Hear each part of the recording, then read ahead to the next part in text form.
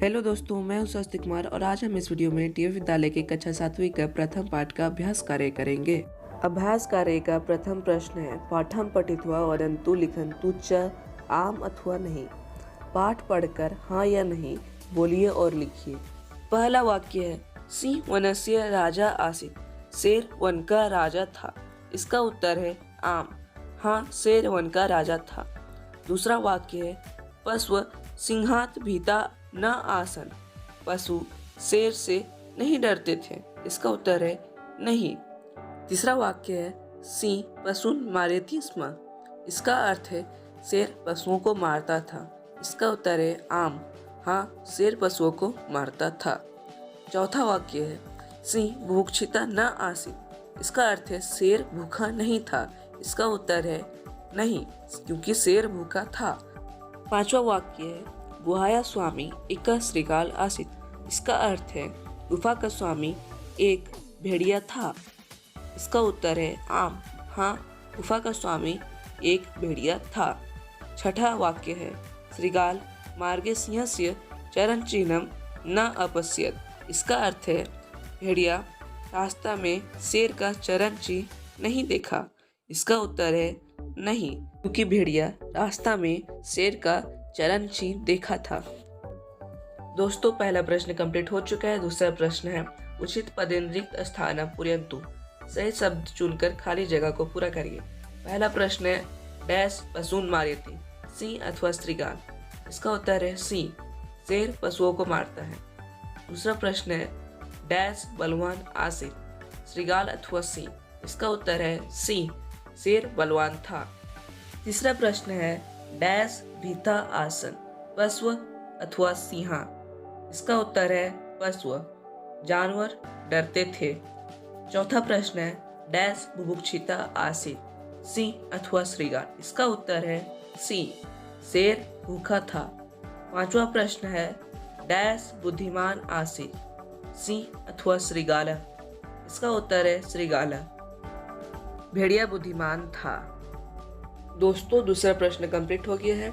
तीसरा प्रश्न है, विशेषणम विशेष्यन सह योजयन्तु।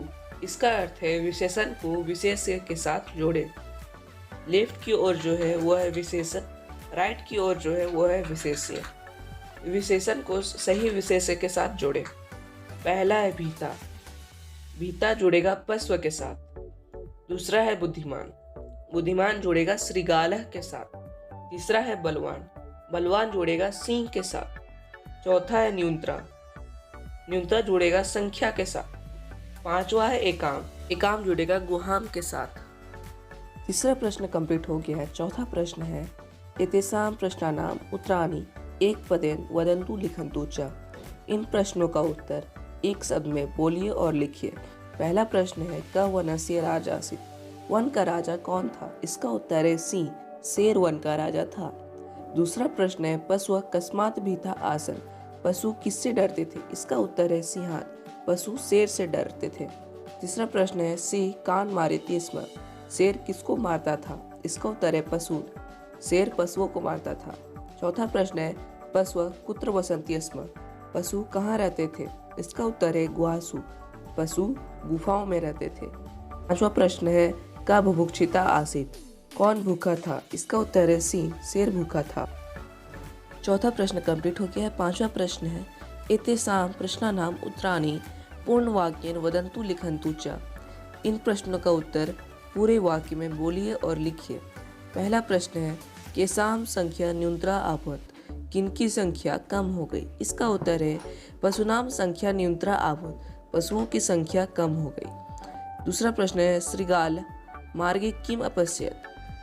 श्रीगाल मार्ग में क्या देखा? इसका उत्तर है श्रीगाल मार्गे सिंहस्य चरण चिन्हानि अपश्यत्। भेड़िया रास्ते में शेर का चरण चिन्ह देखा। तीसरा प्रश्न है, गुहाया समीपम गत्वा श्रीगाल किम अवदत्। गुफा के सामने जाकर भेड़िया क्या बोला?